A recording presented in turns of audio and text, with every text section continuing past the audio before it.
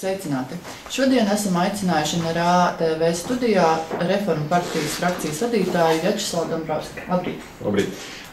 Gribēju ar jums aprunāties par to tēmu, kas pēdējā laikā tieši Reformu partijas kontekstā ir visaktuālākā. Jautājums par to, cik komfortabli jūs jūtaties koalīcijā, kurā vadošais spēks tomēr ir pieredze bagātā Vienotība.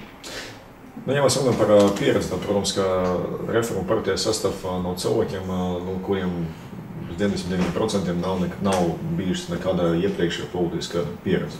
Mēs visi esam atnākuši no dažādām vietām. Es no augstskolas, citi no prezidenta kancelējas, no sociālā darba, no profesionālām skolām un tā tālāk. Bet šobrīd mums šis pusotras gads tomēr valdošā koalīcija un ar pieciem ministru portfeļiem ir bijuši ļoti pieredzi bagāts.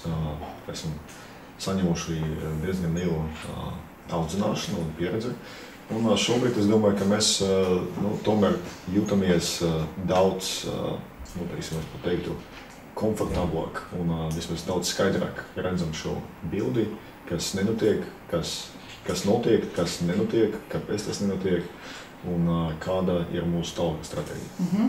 Savulaik, kad tika veidot šī koalīcija, eksperti kā reiz brīdināja, ka Vienotība ņem partneros divas partijas bez šīs politiskās pieredzes, un tas viņuprāt nozīmēja to, ka Vienotība izmantos jebkuru iespēju jūs apspēlēt. Sakiet, vai jūs jūtat šo veselīgo vai neveselīgo konkurenci un vēlmi apspēlēt dažādos jautājumos? Es neteiktu, ka runa iet par konkurenci. Konkurence būtu, ja tai pašai Vienotībai būtu tāds ļoti skaidrs savs struktūrālu reformu piedāvājums, bet Vienotībai tāda nav. Vienotībai tā galvenā prioritāte ir eiro ieviešana. Varbūt var pieminēt tādu struktūrālu reformu kā veselības aprūpes reforma. Cik lielā mērā tā ir struktūrāla reforma, par to mēs vēl, protams, diskutēsim.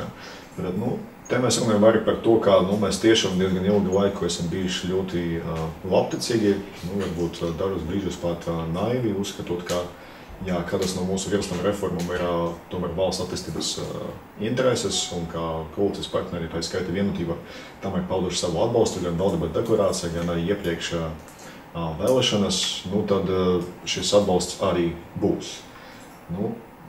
Tā, diemžēl, nevienmēr šādi bija, un esam sapratuši, ka tomēr par savām reformām jāceņas daudz stingrāk, un ka nav jāreķinā uz koalīcijas partneru automātisku atbalstu mūsu reformām tikai tāpēc, ka tās reformas ir labas un valsts intereses.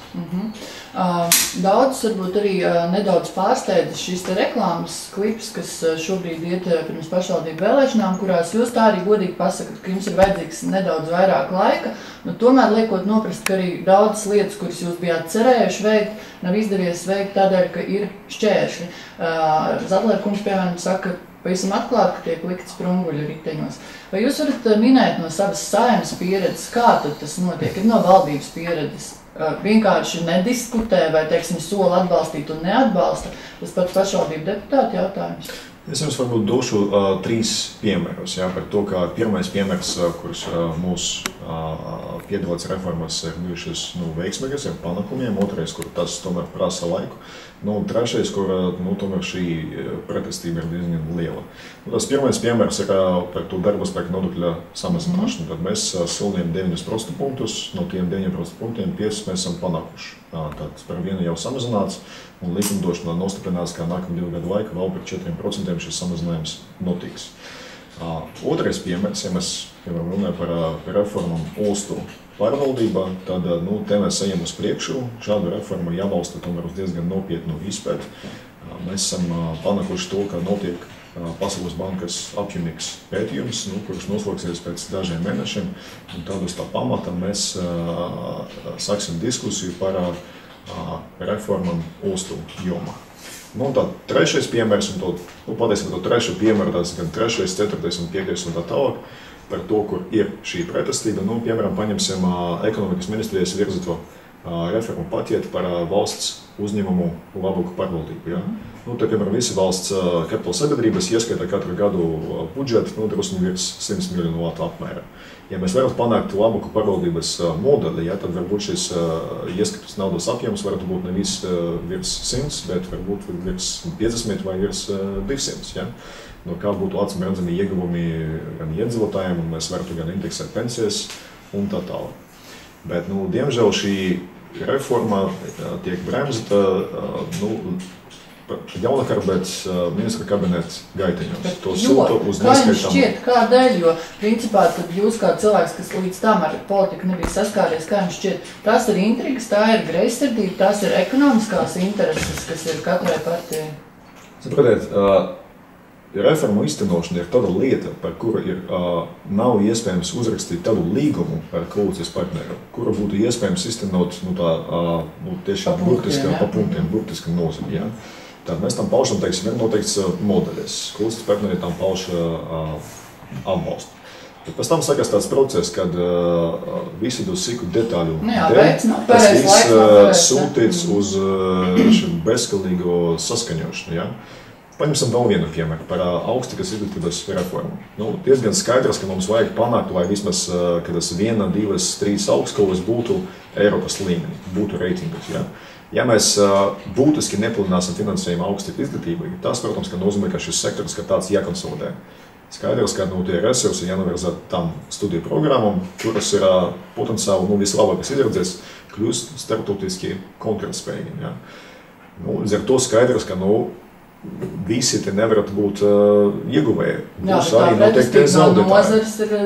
Bet tad tajā brīdī valdības vadītājs sāka izglītības ministram, jāiet pie nozares un ar nozari jāargumentē, kamēr nebūs iespējams visu saskaņot. Es varu uzdot tādu retorisku jautājumu, ja tajā brīdī, pirms dažiem gadiem, kad jau iepriekšējais valdības vadītājs novumā samazināt pensijas, kas konsultās laika par 10%. Un ja viņam kāds pateikt, ka jums jāiet pie pensionāru federācijas un to jāskaņo, kamēr viņi nepiekritīs, ja? Tad man ir diezgan interesanti, vai kaut kas tās notiktu vispār. Ja? Un vispār vismaz kaut kas no tās struktūrālām reformām notiktu, ja tam obligāts priekšnosacījums būtu skaņošana ar visam ieinteresētam pusēm. Ja? Bet jūs norādat, ka daudzas ieceres ir tiešām valsts interesēs. Ja?